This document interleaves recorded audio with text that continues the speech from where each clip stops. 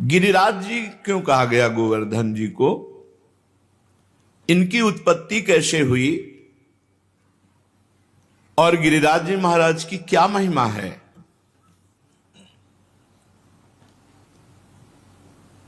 श्री नंद बाबा ने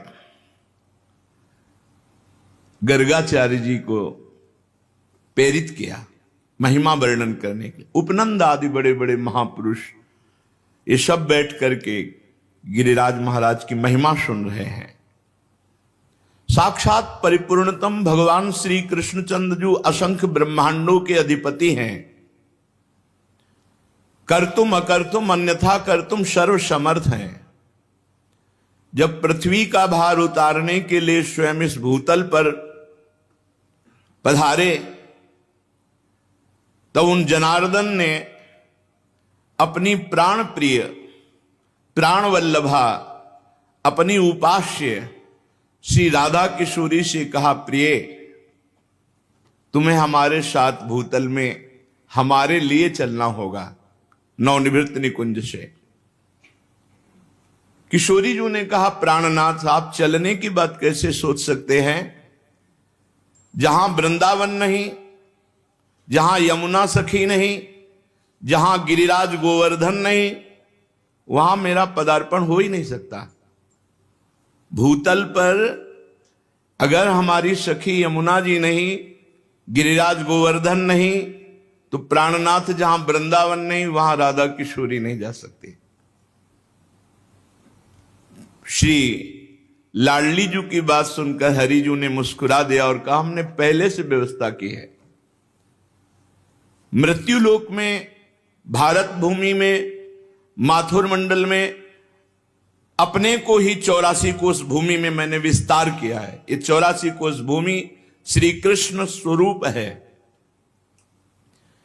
उस 84 कोस भूमि में आपके विलास के लिए, आपकी सेवा के लिए जो जो चाहिए वो हमें पहले से पता है।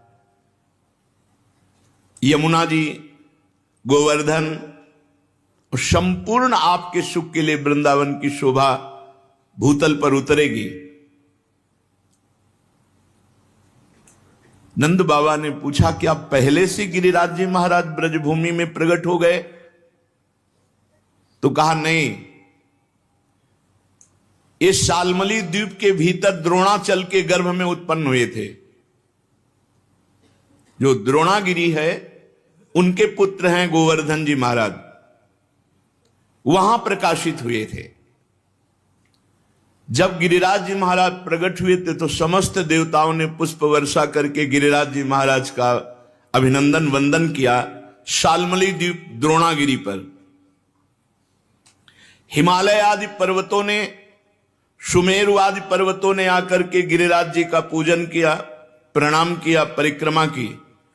और विधिवत पूजन करने के बाद समस्त पर्वतों ने हाथ जोड़कर गोवर्धन जी की स्तुति प्रारंभ की।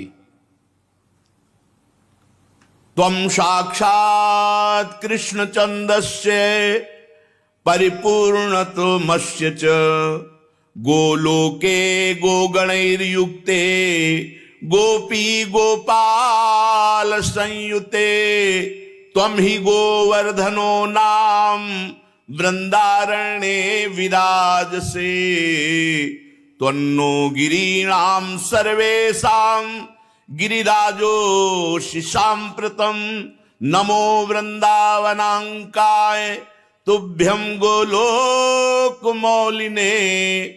पूर्ण ब्रह्म तपत्राय नमो गोवर्धनाय च। समस्त सुमेर, हिमालय आदि बड़े बड़े पर्वतों ने गिरिराज महाराज की स्तुति की। हे गिरिराज, तुम साक्षात परिपूर्णतम भगवान श्री कृष्ण का स्वरूप हो। भगवान श्री कृष्ण की प्राण प्यारी गौओं का समुदाय, गोपाल, गोप सुंदरी गोपियों का समुदाय, ये सब आपकी तलहटी में आनंद प्राप्त करेगा। तुम्हारा नाम गोवर्धन है, तुम वृंदावन में नित्य विराजोगे। इस समय हम समस्त पर्वतराज आपको गिरिराज पदवी प्रदान करते हैं। द्रोणागिरी की गोद में प्रकट हुए गोवर्धन महाराज को गिरिराज पदवी प्रदान की समस्त विश्व के महान महान पर्वतों ने। वृंदावन सच्चिदानंदमय है, गोवर्धन भगवान द्रोणागिरी में विराजमान है। समस्त देवता गिरिराज सुमेरु आदि स्तुति करके गोवर्धन जी महाराज को प्रणाम करके परिक्रमा करके सब अपने अपने स्थान को गए। उसी समय महिमा सुन करके कि द्रोणागिरी पे गोवर्धन जी महाराज प्रकट हुए हैं, बड़े ही तप के धनी पुलस्त ऋषि कौतुकवश दर्शन करने के लिए गिरिराज जी द्रोणागिरी पर पहुंचे। देखा द्रोणाचल की गोद में गौर श्याम वर्ण, गिरिराज जी के शिलाओं में आभा प्रकट होती गौर श्याम। एकाग्रता पूर्वक जब गिरिराज जी की परिक्रमा करो, दूर से देखो तो कुछ शिला में गौर रंग, कुछ शिला में श्याम रंग आपको दिखाई देगा।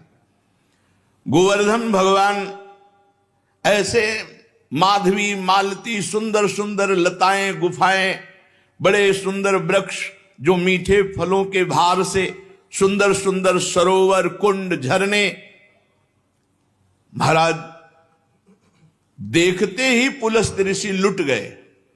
ये तो महान तपस्या करने की स्थली है, इनकी कंदराओं में तो बहुत आनंद आएगा ध्यान करने में भगवान का।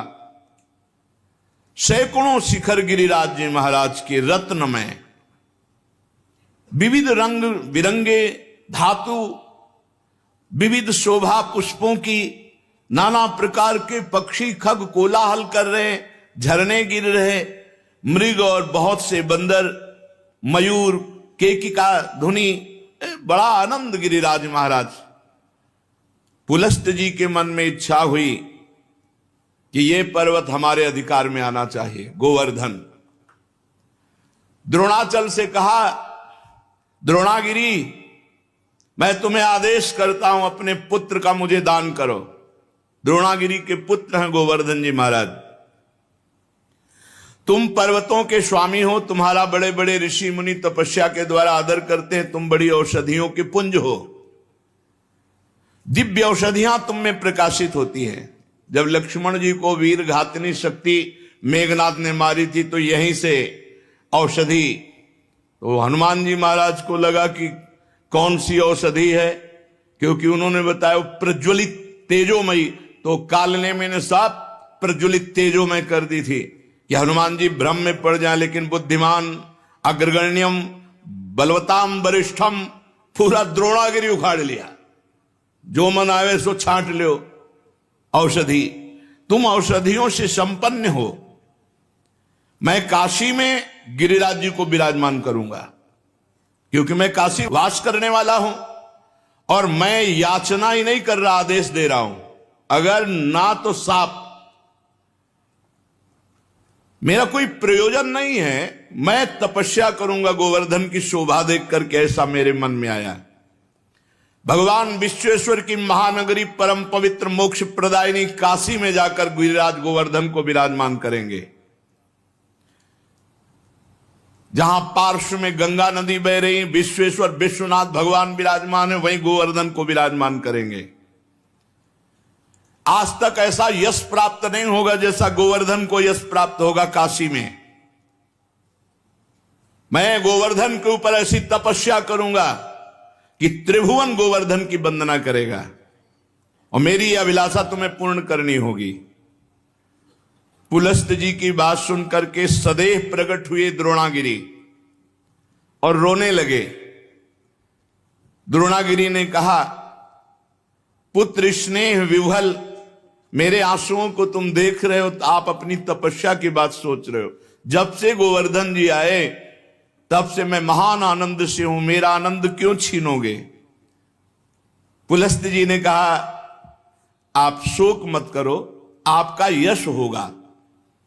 द्रोणाचल बोले, महामुनि मैं पुत्र स्नेह से व्याकुल हूं, मुझे पुत्र अत्यंत प्रिय है, तथापि मैं आपकी आज्ञा का भी उल्लंघन नहीं कर सकता, क्योंकि जानता हूं आप एक क्षण में साप देकर मुझे भस्म कर सकते हैं।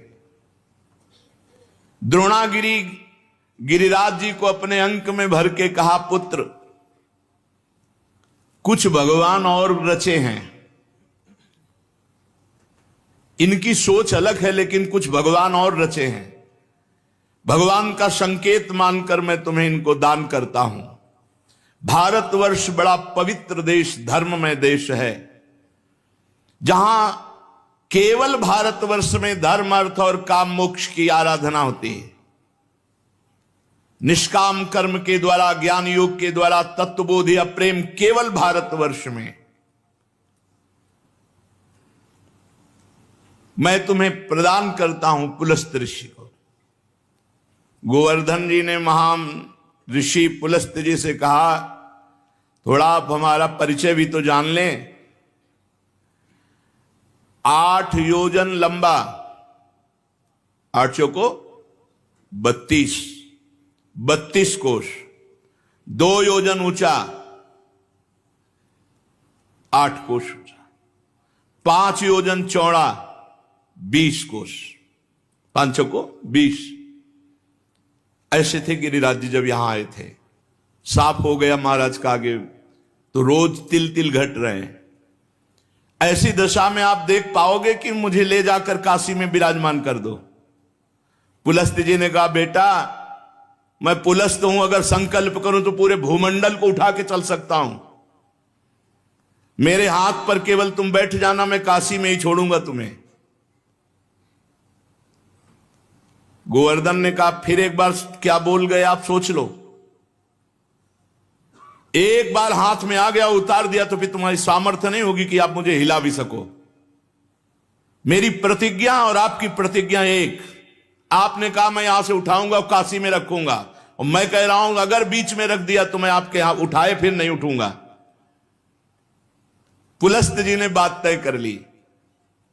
शाल्मली द्वीप से लेकर कितने बड़े महान तपस्वी भारतवर्ष के कौशल देश के रास्ते में लिए हुए गिरिराज जी को आ रहे हैं। पर्वत द्रोणागिरी विकल हो गए। गोवर्धन जी ने द्रोणागिरी को प्रणाम किया और कहा, सदैव आपके साथ हमारा नाम, हमारे साथ आपका नाम जुड़ा रहेगा। आंसुओं से अभिषिक्त होकर द्रोणागिरी ने गिरिराज महाराज को विदा किया। दाहिने हाथ पर पुलस्त ऋषि ने उठा लिया और बड़ी तीव्र गति से चले। गिरिराज महाराज शांत देखते रहे। जेव ही माथुर मंडल में आए, ब्रज 84 कोश में, जहां गिरिराज जी विराजमान है, गिरिराज जी अपना भार भी बढ़ा लिया और विचार किया, ये मेरी लीला स्थली है मेरे प्रभु की, मैं यहां से एक कदम बाहर नहीं जाऊंगा। यहां भगवान श्री कृष्ण श्री किशोरी जी के साथ, ब्रजगोपियों के साथ, ग्वाल वालों के साथ यहां दिव्य लीला करेंगे, उसका मुझे आनंद मिलेगा। कैशोर लीला, बाल लीला, सब लीलाओं का आनंद मुझे मिलेगा। इतना ही नहीं, मेरे ऊपर दान लीला, मान लीला, ये सब प्रभु करेंगे। मैं एक कदम यहां से नहीं जाऊंगा ब्रजभूमि से। जहां किशोरी जी के साथ प्रभु अपने चरणों से विहरण करेंगे, वहां छोड़कर मैं अब कहां जाऊं। गिरिराज गोवर्धन इतने भारी पड़ गए कि मुनि का हाथ ऐसा लगा कि टूट जाएगा, और साथ में बड़ी जोर की लघुशंका लगी। गिरिराज महाराज की लीला, भार तो तपबल से रोक रहे थे, लेकिन लघुशंका तपबल से कहां तक रोके। वो बात थी कि अगर रख दिया तो भी तुम्हारी ताकत नहीं कि उठा सको। इतनी लघुशंका लगी कि वो बात भूल गए, और भार से हाथ पीड़ित तो गिरिराज महाराज जहां विराजमान है यहीं विराजमान किया, लघुशंका किया, आचमन किया, पवित्र हुए, और गोवर्धन से गाओ कर कमल में विराजमान हो। बोले खत्म खेल, हमारी और आपकी प्रतिज्ञा थी कि आप रख दोगे, उठा नहीं पाओगे, तो उनका तुम्हारे आने से मैं अभी उठाकर तुम्हें ले चलता हूं। पुलस्त ऋषि ने अपना सारा तेज तप बल सब लगा दिया, गिरिराज महाराज टस से मस नहीं हुए। मुनि ने कहा दैन्यता पूर्वक, गिरिराज तुम मेरी शक्ति का उपहास मत करो, मुझे अभी क्रोध तुम पर नहीं आ रहा है। मैं बहुत प्यार से तुम्हें द्रोणागिरी से सालमली द्वीप से लाया हूं काशी ले जाने के लिए, तुम मेरी भावना में बाधा मत पहुंचाओ। गिरिश्रेष्ठ चलो, भार अधिक मत बढ़ाओ, मैं जान गया हूं कि तुम रूठ रहे हो, लेकिन शीघ्र तुम्हारा सम्मान काशी में होगा। गोवर्धन जी ने कहा मेरा दोष नहीं है, आपने कोई मुझे यहां स्थापित नहीं किया है कि आप हमको लाके यहां से स्थापित किया। हमारी प्रतिज्ञा थी धरना मत बीच में, क्यों रख दिया बीच में? कोई लघु शंका, इसके हम जिम्मेवार थोड़ी है। अब मैं यहां से एक कदम भी नहीं जाऊंगा, तुम्हारी ताकत नहीं कि यहां से ले जाओ। अब तो पुलस्त मुनि की सारी इंद्रियां क्रोध से व्याकुल हो गई और ओंठ फड़कने लगे। उन्होंने कहा तुम हमारा सारा उद्यम व्यर्थ कर दिया है द्रोण पुत्र गोवर्धन, मैं तुम्हें शाप देता हूं कि आज के बाद तुम तिल तिल रोज घटोगे। तो गिरिराज महाराज पहले 8 योजन 32 कोस, अब 21 किलोमीटर की परिक्रमा रह गई है। कितने ऊंचे? 2 योजन 8 कोस ऊंचे, 5 योजन चौड़े, बहुत देखो तिल तिल रह गए। भजन कर लो, कलयुग और आगे बढ़ेगा तब गंगा और गिरिराज अंतर ध्यान हो जाए। जब तक गंगा और गिरिराज हैं कलयुग का तांडव नहीं हो सकता, पर रोज एक एक तिल गिरिराज जी क्षीण हो रहे हैं। शाप दे दिया, तिल तिल भर तुम रोज क्षीण हो गए। गिरे त्वाति धृष्टेन न कृतो में मनोरथा तस्मात् तु तिल मात्रम ही नित्यम त्वम क्षीणताम ब्रज। ब्रजवास करो लेकिन एक एक तिल रोज क्षीण हो गए। गर्गाचार्य जी कहते हैं यावत भागीरथी गंगा यावत गोवर्धनो गिरी तावत कलेह प्रभावस्तु भविष्यति न करहिचित। जब तक गिरिराज गोवर्धन विराजमान है, भागीरथी गंगा प्रवाहित है, तब तक कलयुग अपना तांडव नहीं कर सकता। हां, उसका प्रभाव रहेगा। तांडव शब्द से मतलब है भ्रष्टाचार ही भ्रष्टाचार। भ्रष्टाचारा सब संसारा धर्म सुने नहीं काना कलिकाल बिहाल की मनुजा नहीं माने को अनुजा तनुजा। ऐसा भ्रष्ट आचरण, न कहीं स्वाहा न स्वधा न राम न कृष्ण न हरि, अब बिल्कुल भ्रष्टाचार। तब भगवान कल की रूप में आकर दुष्टों का संहार करके फिर नवीन शांति की स्थापना करेंगे। उस दिन से गोवर्धन महाराज ब्रज में विराजमान हुए, पर महाराज पुलस्त जी के साप से तिल तिल क्षीण होते गए। जब तक भागीरथी गंगा गोवर्धन पर्वत भूतल पर विद्यमान है, तब तक कलिकाल का प्रभाव कदापि नहीं बढ़ेगा। ये गोवर्धन का शालमली द्वीप द्रोणागिरी से ब्रजधाम आना है। ये पावन श्री गिरिराज महाराज जी का चरित्र है। एक समय की बात है कि गोदावरी तट पर एक ग्राम में एक ब्राह्मण रहता था। तो वो अपना ऋण लेने के लिए, कोई धनी मानी मथुरापुरी में रहते थे, तो यहां आए। वो अपना कार्य पूरा करके जब घर को लौट रहे थे तो रास्ते में गिरिराज गोवर्धन जी मिले। तो ऐसा सुंदर पत्थर का टुकड़ा ऐसे देख करके उनको लगा कि साथ ले जाना चाहिए। एक बात ध्यान रखें, गिरिराज जी को साप मिल गया है इस बात के लिए कि ब्रज से बाहर नहीं जाना चाहते थे। और अगर किसी ने गिरिराज जी को ब्रज से बाहर ले जाने की चेष्टा की तो साप का अधिकारी होगा, अपने आप उसका पतन शुरू हो जाएगा। ये मत सोचो कि गिरिराज जी की शिला की महिमा सुनी तो ले जाकर ब्रजमंडल के बाहर विराजमान कर लें, ये सिद्धांत नहीं है। कुछ लोग कहते हैं कि अगर आप शिला उठाओ तो उसी के बराबर सोना गिरिराज जी को, सोना सुमेर पर्वत परिक्रमा करके प्रणाम करके गिरिराज पदवी दे गया। उनको सोना चाहिए, उनको ब्रज चाहिए। ब्रज से बाहर ले जाने का कोई सिद्धांत नहीं कि आप सोना चांदी चाहे जितना बराबर रख दो। ऐसा शर्त कर देते तो पुलस्त ऋषि तपस्या से सोने का बना देते गिरिराज जी को। गिरिराज जी की शिला को ब्रजमंडल से बाहर ले जाना घोर अपराध है। ये तुम्हारी भक्ति का बाधन होगा, साधक नहीं होगा। ये मत सोचना कि हम गिरिराज जी की शिला उठाएं, इतनी महिमा सुनी तो बाहर ले जाएं। अपना कार्य पूरा करके वो घर लौटने लगा। तब गोवर्धन की जी के तट पर वो गोल पत्थर बड़ा सुंदर लगा। गिरिराज जी की शिला तो उठा ली। अभी वो ब्रजमंडल में ही था कि एक घोर राक्षस उस पर टूट पड़ा, उस ब्राह्मण पर।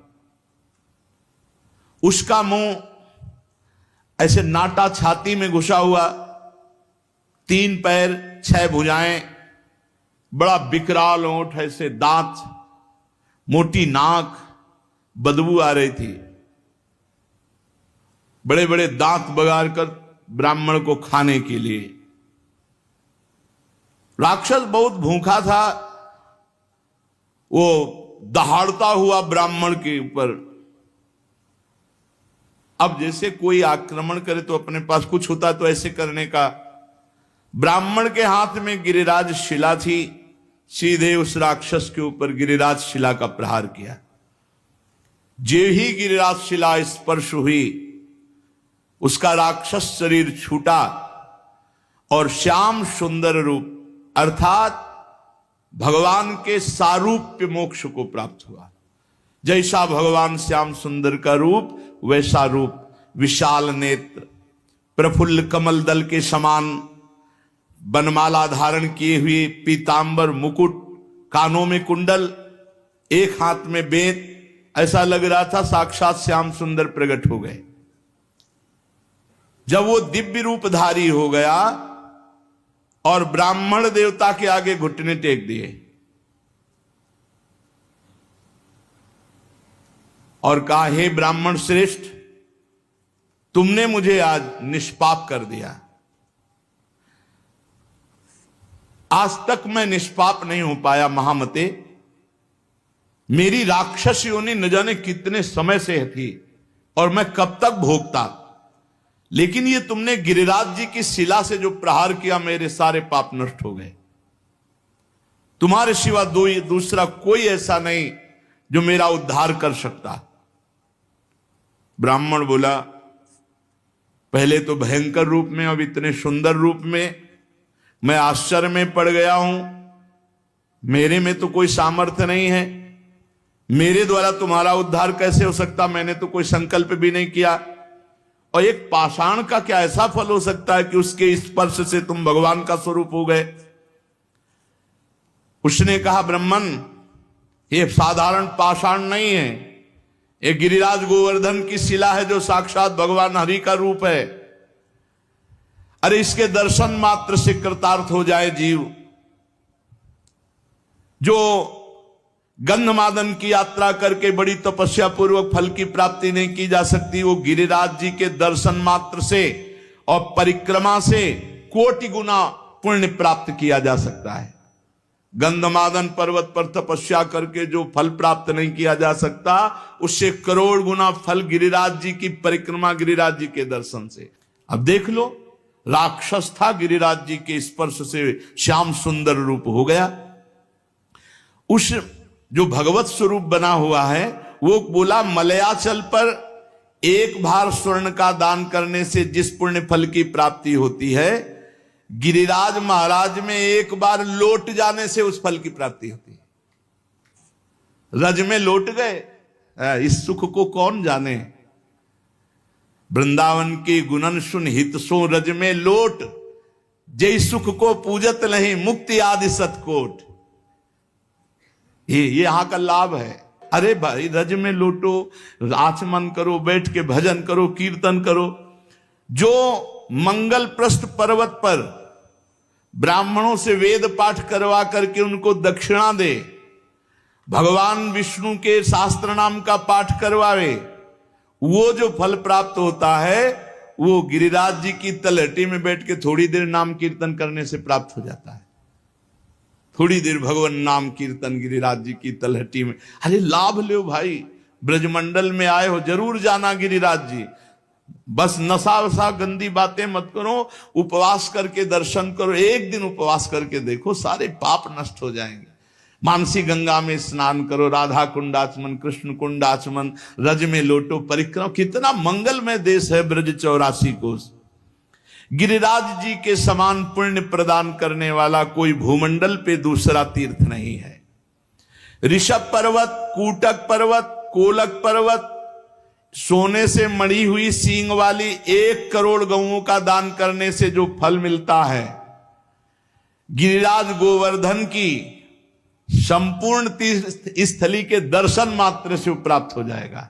जैसे बताए गए जो तीर्थ स्थलियां, इनमें भ्रमण किए, ब्रजवासियों से पूछ ले, वो बता देंगे कि अमुक जगह। एक परिक्रमा जो रोड वाली है, उसमें तो आप ज्यादा दर्शन आदि का लाभ नहीं ले सकते, लेकिन अंदर वाली जब परिक्रमा करेंगे और एक ब्रजवासी कोई गाइड करने वाला हो, तो वो सब ये छुपे हुए जो तीर्थ स्थल है सबके दर्शन करा देंगे। गोवर्धन पर्वत की यात्रा करने से 1 करोड़ सोने से सींग बढ़ाकर गौ में दान करने का जो फल ऋषभ पर्वत, कूटक पर्वत, कोलक पर्वत पर है, वो गिरिराज जी की यात्रा मात्र से पूर्ण हो जाता है। ऋषिमुख, सहगिरि, देवगिरि की संपूर्ण यात्रा और पृथ्वी की पूरी परिक्रमा करने का जो फल है, उससे करोड़ गुना फल गिरिराज जी की लूट लूट करके प्रदक्षिणा करने से प्राप्त हो जाता है, अर्थात दंडवती परिक्रमा से। भविष्य काल में उसका मंगल नहीं हो सकता जो एक बार गिरिराज जी से प्रीति कर ले। जय गिरिराज महाराज। श्री शैल पर 10,000 वर्ष तक जो तप और यज्ञानुष्ठानों का फल मिलता है, गोवर्धन के पुच्छ कुंड में, जहां अप्सरा कुंड है पुछरी की लोठा के पास, स्नान करने से वो फल प्राप्त हो जाता है। जो गोवर्धन पर्वत पर उत्तम ब्रजवासी ब्राह्मणों को पवाकर दान देता है, वह स्वर्ग चाहे तो स्वर्ग, भगवान के वैकुंठ धाम को चाहे तो वैकुंठ धाम की प्राप्ति होती। धन होए ना तो ये लाभ लेना चाहिए। भगवान के तीर्थों धामों में जाकर के भूखों को भोजन देना चाहिए, पूज्य जनों को कुछ दक्षिणा भोजन ऐसे करना चाहिए। भगवान दिए हों तो करना चाहिए। यहां 1 का लाखों भगवान देते हैं, मिलेगा, थोड़ा धैर्य रखो। समय, खेती भी बोई जाती तो अपने समय से फलीभूत होती है। चित्रकूट पर्वत पे रामनवमी के दिन पयस्वनी मंदाकिनी में, बैसाख की तृतीया को पारियात्र पर्वत पर, पूर्णिमा को कुकुराचल पर और द्वादशी को नीलाचल जगन्नाथपुरी में, सप्तमी को इंद्रकील पर्वत पर जो दर्शन करने से पुण्य होता है, परम लाभ होता है, गोवर्धन गिरिराज जी में किसी एक कुंड में स्नान करने से उसका फल प्राप्त हो जाता है। किसी एक कुंड पर बड़ा योग लिखे हुए हैं कि जैसे बृहस्पति के सिंह राशि पर स्थित होने पर गोदावरी में, कुंभ राशि पर हरिद्वार में, पुण्य नक्षत्र पुष्कर में, सूर्य ग्रहण कुरुक्षेत्र, चंद्र ग्रहण काशी में, एकादशी के दिन शुकर तीर्थ में, कार्तिक पूर्णिमा को गढ़मुक्तेश्वर में, जन्माष्टमी के दिन मथुरा जेल में, द्वादशी के दिन खांडोवन में, कार्तिक पूर्णिमा को वेंकटेश्वर नामक महावट, मकर संक्रांति तीर्थराज प्रयाग में, वैधृति योग बरिष्मती, रामनवमी के दिन अयोध्या में। ये जो यात्रा करने पर फल प्राप्त होता है, गिरिराज जी की शिला का जल से अभिषेक, दुग्ध से अभिषेक, गिरिराज जी की शिला का पूजन करने से वो सब फल प्राप्त हो जाता है। जो भगवान श्री कृष्ण में मन लगाकर उद्धव कुंड, गोविंद कुंड, इसमें स्नान करता है, श्री कृष्ण के सारूप्य पद को प्राप्त होता है। हमारे गोवर्धन पर्वत पर जो मानसी गंगा है, बहुत पवित्र है मानसी गंगा, बहुत पवित्र, अनुभव की बात कह रहा हूं। तभी बार बार हम जब गिरिराज जी की बात करेंगे तो मानसी गंगा की बात करेंगे। सैकड़ों राजसूय यज्ञ करने वाला उतना पवित्र नहीं हो सकता जितना मानसी गंगा में स्नान करने से। गिरिराज जी का दर्शन स्पर्श ये महान पुण्यात्मा को प्राप्त होता है। यदि आपको विश्वास ना हो तो देखो, मैं महापापी हूं। गोवर्धन की शिला स्पर्श मात्र से मैंने भगवान श्री कृष्ण के स्वरूप को प्राप्त कर लिया। उस भगवत स्वरूप की बात सुनकर के ब्राह्मण को बड़ा विस्मय हुआ। गिरिराज जी के प्रभाव को जानकर बार बार पुलकित हुआ। फिर ब्राह्मण ने पूछा, इस समय तुम दिव्य रूप में हो, पहले तो मुझे राक्षस रूप में दिखाई दिए। तो सिद्ध ने कहा, मैं पूर्व जन्म में एक धनी वैश्य था, समर्थ था, खूब धन संपत्ति हमारे पास थी और रूपवान था। तो मैं दूसरी स्त्रियों के साथ व्यभिचार करना, जुआ खेलना, मदिरा पीना, आगे चल करके वैश्यागमन करना और मदिरा में उन्मत्त होकर हिंसा करना, माता पिता पत्नी सबको मारना फटकारना। एक दिन मैंने ऊब करके अपने मां बाप को जहर देकर मार डाला और पत्नी की तलवार से काटकर हत्या कर दी और स्वच्छंद रूप से फिर वैश्यागमन आदि अपराध करता रहा। लूटपाट का काम करने लगा क्योंकि धन की आवश्यकता थी।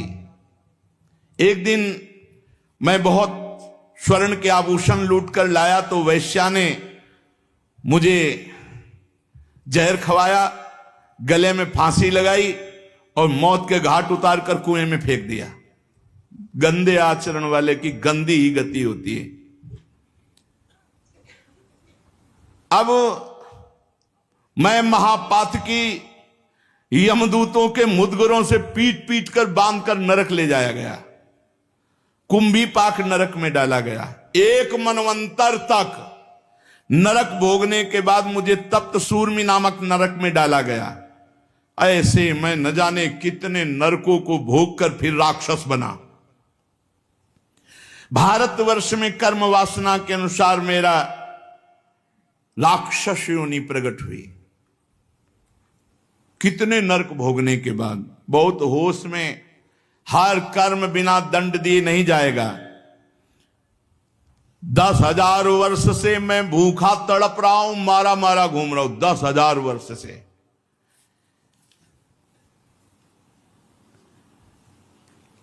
यमुना के सुंदर तट पर आज मुझे उद्धार का अवसर मिला। आपने जो गिरिराज जी की शिला मुझे मारी, उससे मैं भगवत स्वरूप हो गया। आज ब्रजभूमि को मैं बार बार नमस्कार करता हूं। जिस ब्रजभूमि में मैं भूखा तड़पता पापी तुम्हें खाने के लिए, लेकिन तुम्हारे द्वारा गिरिराज जी के स्पर्श से साक्षात श्री कृष्ण स्वरूप हो गया हूं। इस प्रकार वार्ता हो ही रही थी कि भगवत धाम से एक विमान उतरा जो सहस्त्रों सूर्यों के समान तेजस्वी था। 10,000 घोड़े जुते हुए थे और महान ध्वनि हो रही थी। उसमें भगवत पार्षद आए और ब्राह्मण के देखते देखते उस सिद्ध को, जो राक्षस था अब भगवत स्वरूप हो गया था, विमान में बैठाला और भगवान के धाम को ले गए। निकुंज विलासी श्री प्रिया प्रीतम की पावन प्रेम स्थली, क्रीड़ा स्थली है। श्री गिरिराज महाराज, नंदगांव, बरसाना, ये सब महान महान तीर्थराज। प्रयाग भी यहां आकर अपने पापों का प्रायश्चित करते हैं। जो तीर्थों से पाप इकट्ठा करते हैं उनको यहां भस्म करते हैं आकर। इसलिए हम सब सौभाग्यशाली जो हमें ब्रजभूमि में आने को मिला, वास मिला। अब हम अपने जीवन को ऐसी एक धारा में देखो, जो कर्म करोगे उसका आपको फल भोगना पड़ेगा। चरित्र सुन करके भयभीत होना चाहिए और भगवान की शरण में जाना चाहिए और वो उपाय करना चाहिए जिससे हम निष्पाप हो जाएं, हमें दंड भोगने को ना मिले। हमें कम से कम अगला जन्म मिले तो सुअर कुत्ता का ना मिले, फिर मनुष्य जन्म मिले और हम साधना करके भगवान की प्राप्ति करें। मनुष्य जीवन बड़ा दुर्लभ है। दुख की निवृत्ति के लिए कोई भ्रमित मत होना, बार बार आपसे कह रहे हैं। जब तक आप स्वयं अनुष्ठान नहीं करेंगे, स्वयं भजन नहीं करेंगे, तब तक आपके दुख को कोई मिटा नहीं सकता, नहीं मिटा सकता। का हिमवंत मुनीस सुन जो कुछ लिखा लीला, देव दनुज नर नाग मुनि कौन मेटन हारे। बेकार का इधर उधर मत फंसो, स्वयं सत्संग सुनो, विवेक के द्वारा अच्छे आचरण करो, नाम कीर्तन करो, भगवान की चर्चा कहो, भगवान की चर्चा सुनो, और दूसरे में भगवत भाव करके उनका मंगल सोचो। दूसरों का मंगल सोचने वाला स्वयं मंगलमय हो जाता है, और दूसरों का मंगल करने वाला स्वयं अमंगल रूप हो। देखो राक्षस रूप हो गया, माता पिता को मारा, पत्नी को मारा, तो घोर राक्षस बने। और मरे कैसे? जहर खवा के गला घोंट के अंधे कुएं में फेंक दिए गए, और हजारों वर्ष मनवंतर को मतलब तो बहुत होता है, ऐसे नरकों को भोग कर फिर राक्षस बने। हम लोग ब्रजमंडल में आए, सत्संग सुने, अब हमारा जीवन नीचे नहीं गिरना चाहिए, हमारी उन्नति होनी चाहिए।